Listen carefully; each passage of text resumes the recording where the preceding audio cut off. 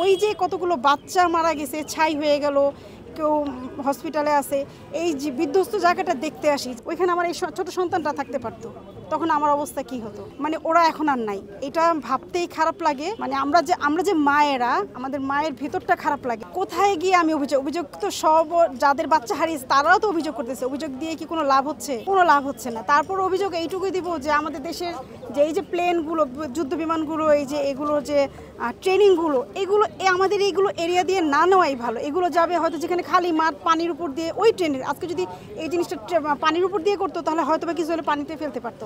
আমাদের এরকম এরিয়া দেওয়া, মানে এই স্কুলগুলো এরিয়া দিয়ে যুদ্ধ বিমানটা ট্রেনিংটা নেওয়া উচিত না, আর এখান থেকে বন্ধ করা উচিত। খারাপ লাগা থেকেই তো বাসা থেকে বের হয়ে আসা। এটা তো চিড়িয়াখানা না যে আমি এখানে পশু পাখি দেখতে আসি। এখানে কিছুই নেই কিন্তু ওই যে কতগুলো বাচ্চা মারা গেছে, ছাই হয়ে গেল, কেউ হসপিটালে আছে, এই যে বিধ্বস্ত জায়গাটা দেখতে আসি। যে এইখানে যে এতগুলো বাচ্চা ছুটির সময় দাঁড়িয়েছিল, ওরা বাসায় যাবে, কেউ ক্লাস করতেছে, একটু পরে ছুটি হবে, মানে ওরা এখন আর নাই। এটা ভাবতেই খারাপ লাগে। মানে আমরা যে মায়েরা, আমাদের মায়ের ভিতরটা খারাপ লাগে। এটা আমি আপনাদেরকে এইটুকু বলতে পারবো, মুখ দিয়ে ভিতরটা প্রকাশ করে বলতে পারবো না। ওইখানে আমার এই ছোট সন্তানটা থাকতে পারতো, তখন আমার অবস্থা কি হতো। এই যে দেশের কিন্তু এগুলো গর্ব ছিল, যে বাচ্চাগুলো ছিল, এগুলো দেশের একটা সময় গর্ব হয়ে দাঁড়াতো।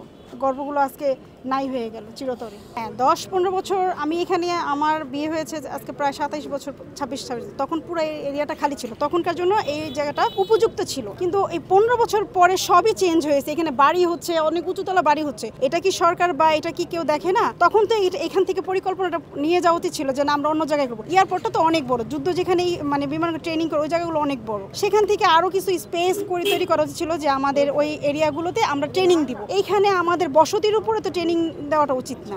আতঙ্ক, মানে আমি যখন নামছিলাম তখনই দেখছি একটা বিমান যাচ্ছে, ওটার দিকে তাকিয়েছিলাম কতক্ষণ, যে এখনই একটা বিমান এই দিক দিয়ে যাচ্ছে, এখনই কিছু একটা অ্যাক্সিডেন্ট তো হতেই পারে। একটা ভিতরে ভয় ঢুকে গেছে, এটা ভিতরে কিন্তু একটা ভয়, এক ধরনের ভয় ঢুকে গেছে। এখন আমরা বিমান গেলে ভয় পেলেই, একটা শব্দ হলে মনে হয় কি আবার কিছু হলো, মানে আপাতত হয়তো এটা কয়েকদিন হবে, এটা একটা ভয় ঢুকে গেছে আমাদের। আজকে ব্লাড গ্রুপ যদি জানা থাকতো, অনেকেই তো অনেক রক্ত, মানে বাঁচবে কিনা সেটা আমরা জানি না, কিন্তু আমরা জানতেছি ওই বাচ্চাটা এই ব্লাড গ্রুপ, আমার এই ব্লাড গ্রুপ, আমি ওকে দিতে পারবো। কিন্তু তখন কি হলো, অনেকে ব্লাড গ্রুপ দিতে পারছে না, মানে ব্লাডগুলো দিতে পারছে না।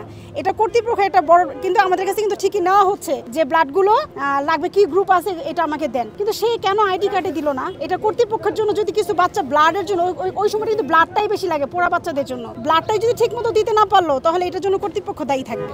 আমি মনে করি এইটা।